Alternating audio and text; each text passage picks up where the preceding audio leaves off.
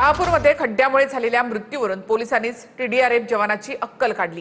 तुमच्या मुलाला खड्डा दिसला नाही का अशा शब्दात बेअक्कल पोलिसांनी नातेवाईकांना सुनावले।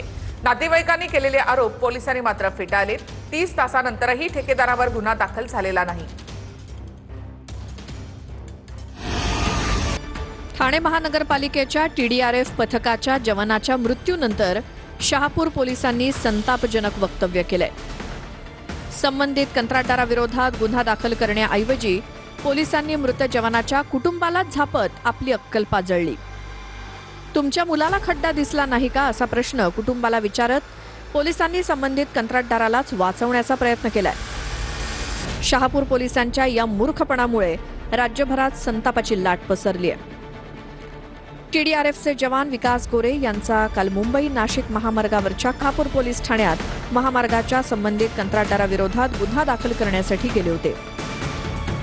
यावेळी पोलीस ठाण्यातील वरिष्ठ पोलीस निरीक्षक कदम यांनी कुटुंबाचं सांत्वन करण्याऐवजी त्यांच्यावर प्रश्नांची सरबत्ती केली। सिनियर पोलीस ते म्हणतात का मुलाची चुकी असेल, त्याला खड्डा दिसला नाही का, ते तक्रार घेण्यात टाळाटाळ करीत होते। ते आम्ही ठेकेदाराच्या विरुद्ध तक्रार द्यायला गेलो तर ते बोलते मुलाची चुकी असेल। असं कसं मुलाची चुकी? जो माणूस जवान दुसऱ्याच्या जीवनासाठी तडफडतो त्याच्या जीवनाची किंमत नाही देणार, काहीच किंमत नाही देणार।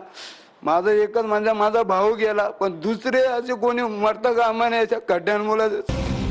पूर, इमारत दुर्घटना आणि अपघातांसारख्या परिस्थितीत लोकांचे जीव वाचवणारे TDRFचे जवान विकास यांच्या मृत्यूनंतर गोरे कुटुंबावर आलेल्या या प्रसंगामुळे सर्वत्र संतापाची लाट पसरली आहे।